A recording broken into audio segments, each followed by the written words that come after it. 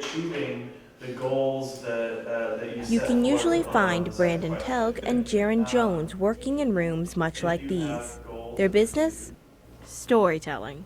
Jaron and Brandon are the founders of Self Narrate, a business specializing in helping people tell their stories. And she was petrified. We help people to be empowered of themselves through actually sharing their story. They met in a graduate level class where they were assigned to tell their story. They soon realized this seemingly simple task was much more difficult than they thought.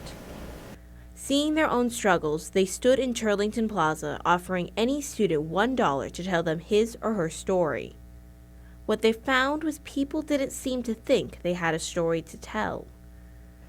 Brandon and Jaron realized the potential storytelling had as a business, and thus Self Narrate was born.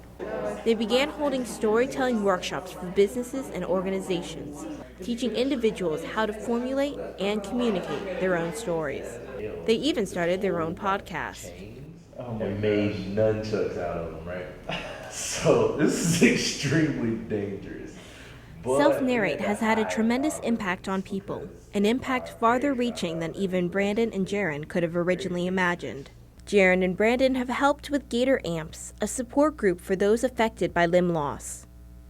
By learning how to tell their story, individuals can establish what is known as a disability identity. The establishment of a disability identity, as in something's happened to me, I need to move forward, I'm going to move forward, or I'm not. The quicker that disability identity is found, the better their recovery. Their big event though, a monthly storytelling meetup where they open up this mic for people to tell their story. Some stories are funny.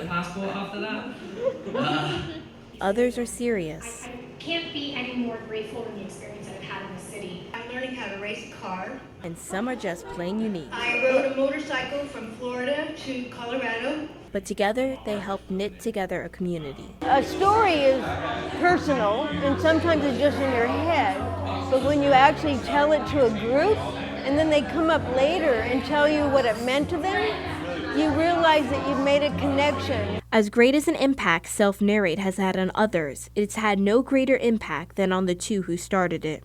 I knew there were things that were lacking in my life, and I wanted to reevaluate what happiness meant to me, what success meant to me.